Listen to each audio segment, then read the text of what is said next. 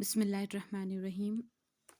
با ساتھ میں ہوتا ہے، با یعنی ساتھ میں، اسم یعنی نام، ساتھ نام اللہ کے، الرحمن جو بے حد مہربان ہے، اور رحیم جو مسلسل رحم فرمانے والا ہے۔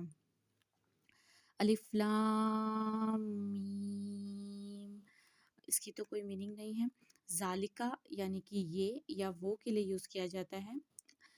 ال یعنی کہ خاص، ال مینس خاص، کتاب یعنی خاص کتاب کی بات ہو رہی ہے، یعنی قرآن شریف کی بات ہو رہی ہے۔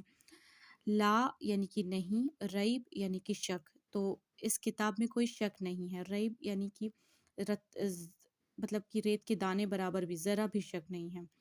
فیہی اس میں یا جس میں ورڈ کے لیے یوز ہوتا ہے۔